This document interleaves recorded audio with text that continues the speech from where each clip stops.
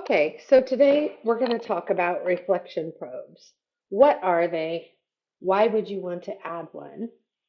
And do they bring benefit to your scene? All right, in a previous scene, we talked about lighting and the different types of lighting that are available to you.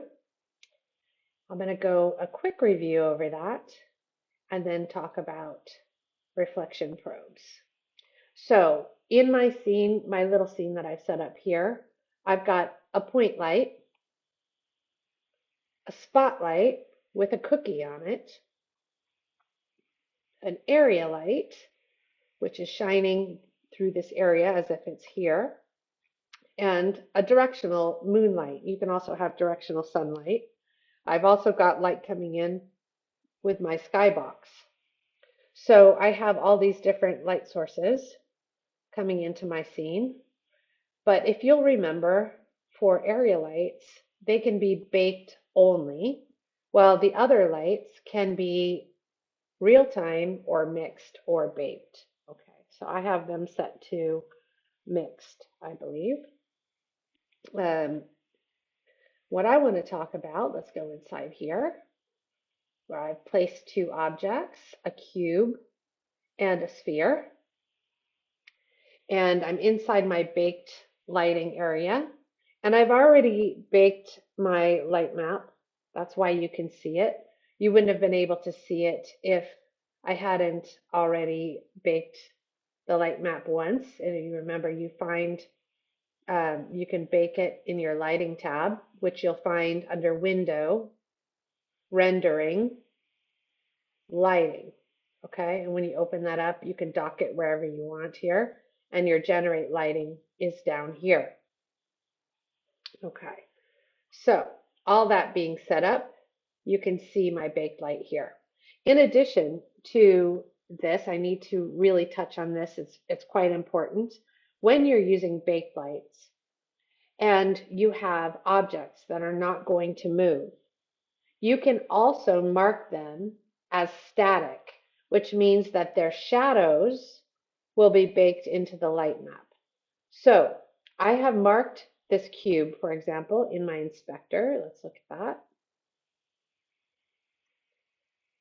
As static, which you'll find in the upper right-hand corner here. And it means that it's not going to move.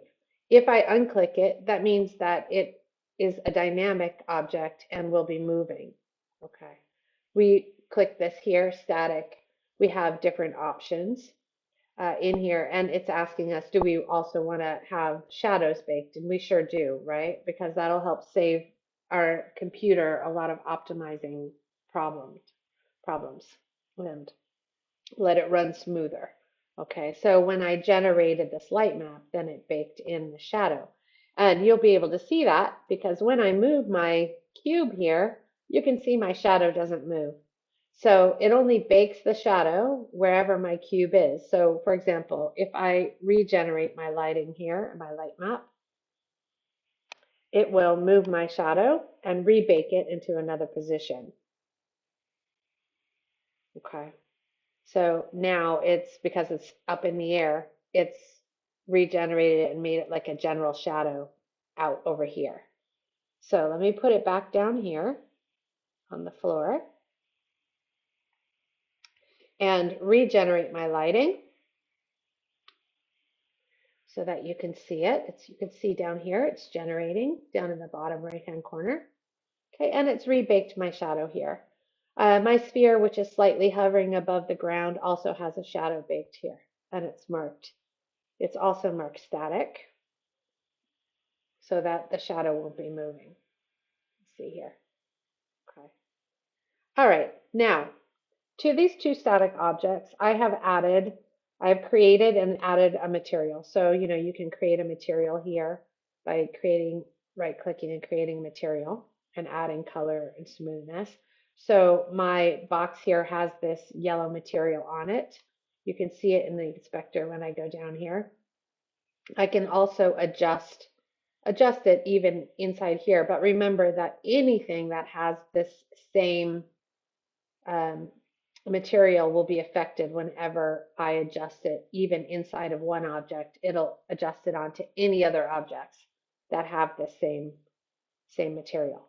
So I made this material so it was semi-smooth and semi-metallic so that you'll get some reflections off of it. You'll be able to see some reflections off of it. And then on my sphere, I created a material like this, chrome, super shiny. Okay.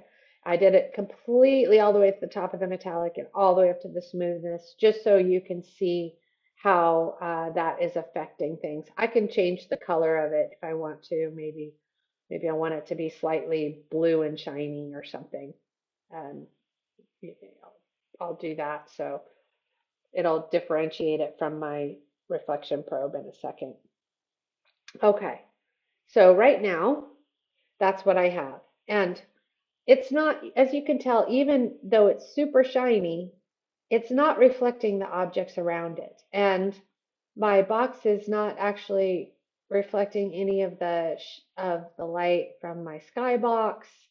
I want it to be able to reflect all these different things, including bounces from the walls. If these walls were a different color than like say black, I'd want them to be reflected on my very shiny object in here. So the way that you can do this is you can put in a reflection probe. I already have a reflection probe here, which I have turned off at the minute. So I will go ahead and create a new one to show you how to create them. You can create one or multiple probes in your scene. You go to create light, under light, reflection probe. And now this reflection probe is created. I can pull it up so you can see it. Where is it? Somewhere here. It might not show until I go out and bake it and then regenerate it again.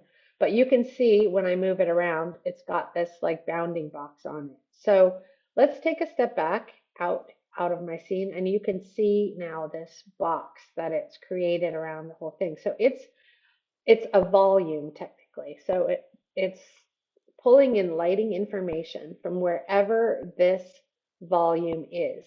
Now, if I'm looking in my inspector while I'm selected on my reflection probe, I can edit the outsides of this volume by just clicking this little edit button and pulling any of these little handles here and adjusting how far out I want it to be getting information. Okay. It's pretty good about setting it up for you. You know, it's outside the walls, so it's going to be getting information from my skybox and from this point light from inside, especially if this point light was really strong, I could have it pull some reflections inside here. Okay. Now, the next setting I want to look at is importance. This is for if I have multiple probes, like maybe I have one outside with to get reflections on my shiny car, reflecting trees onto the hood of a shiny car here. And I want it to kind of merge with a little bit of this red light. Then I can have a second one, and then I decide which one is more important. The most important will be number one, and then number two, and so on. Then I have this intensity. So I'm going to unclick my edit, and I'm going to go into my reflection probe. You can see it there in the background over here. And I'm going to look on my object. It's already showing my reflections, and this is because I've had a reflection probe in here earlier and baked it, so I was able to see it. But if it was the first time I brought a reflection probe in here, this would still be dark, okay? But this intensity is the intensity of the reflections. Now I can adjust this up or down for the intensity. Let's go ahead and generate the lighting, regenerate the lighting now that the light probe is in here, the reflection probe is in here, and you can see it adjusting in real time. Okay, there we go. Now you can really see it. And in fact, on this probe, uh, it's giving me a shiny thing. This is just for while I'm setting my settings, it gives me a shiny surface to be able to see it better. If I click out of it, it will go to a little gizmo. But if I'm on my reflection probe, it'll show it to me as a shiny sphere to show me what it's actually doing inside my um, scene in case I didn't have something else that was shiny. So I've already set up this one for you as well. Okay, so back on this and on my inspector in my reflection, sorry, my reflection probe. Okay, so I can change the intensity here, and this will change how intense my reflections are on my objects. And like you can see, the intensity of the reflection from my skybox is much higher when I bring it up high as to when I take it down. That's as your preference, okay? Now, box projection, you use these mostly when this probe that I'm setting up is inside of a box, inside of like a house or some sort of box setting. If it's outside, like in a landscape, you don't necessarily need to do it. What it does when I click on it, it will account for the direction of the reflections and make sure that they're accurate. So you can see even as I move through here, it's adjusting the accuracy of my reflections. So if I need it to be super accurate on this sphere, I'll want it to be like as close to the sphere as possible to make it very accurate. Okay. Or just above it. Okay. Um, that's for indoors. So I can take that on or off and it corrects any kind of warp or distortion from inside something. This blend distances is how far away within 1 meter of another probe if I want one or more probes to be blending together. Okay. This is the same as the box size that we can edit up here. This is your resolution. Of course, you can make it higher if you want to, but remember, the higher that you have it, the more processing power it takes. So in the middle is a good kind of key for that. You can have it set to HDR, high definition rendering, or you can have this off. For us, we don't necessarily need it on. This is how far away it's getting shadow information for reflections. And then this flag here is like what is being reflected from the outside. So I could turn this and have it be just the solid color. And if I rebake this and generate my lighting again, you'll see how this is adjusting as soon as it finishes here. You can see now it's not reflecting the skybox, it's just reflecting the solid color behind. So I prefer mine having it on the skybox, but you can adjust it as you like if you have it, inside something that you want it to be. It just depends on what you're using your reflection probe for. So for me, I want fairly accurate information, so I want it to reflect my skybox. Okay. All right, the last thing is the clipping planes. Occlusion culling is meaning like that it's cutting off reflections through solid objects. Okay, and this clipping planes means that anything closer than 0.3 meters inside your scene will not be reflected, and anything further away than 1,000 meters will not be. That means like your skybox. You can adjust these as you like. So in essence, that's what that's for. If I look into my game view now, I can see that my reflections are very accurate. They're reflecting the skybox, they're reflecting this box. This box is reflecting some blue from outside here. So now that I've baked it, even the ceiling is reflecting the skybox. Everything is reflecting much more accurately than before. So that is the reason that you would use a reflection probe.